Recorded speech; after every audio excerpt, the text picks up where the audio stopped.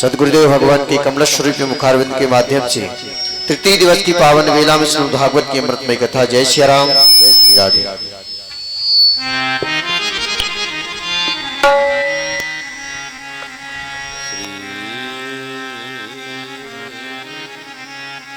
गणेशाय नमः। श्री वेद पुरुषाय नमः। श्री महाकालेश्वराय नमः। श्री महाकाली नमो नमः।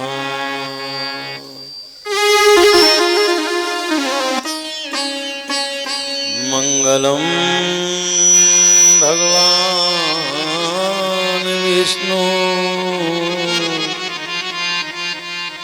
मंगलम गरुड़ध्वजा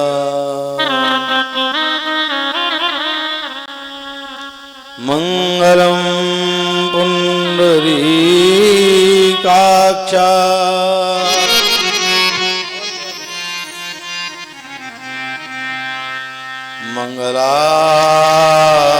मंगलायतनो हरि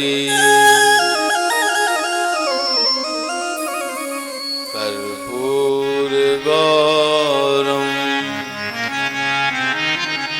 करुणावतारम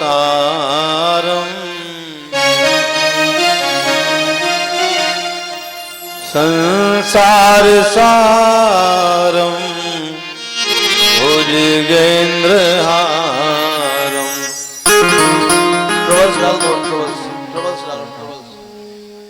सदा वसन्तं हृदयारविन्दे भवं भवानी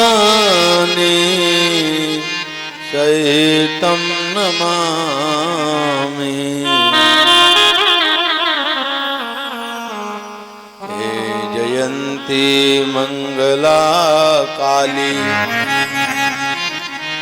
भद्रकाली कपालिनी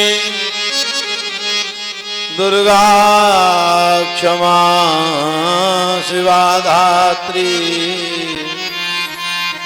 सदा स्वाहा नमोस्तुते।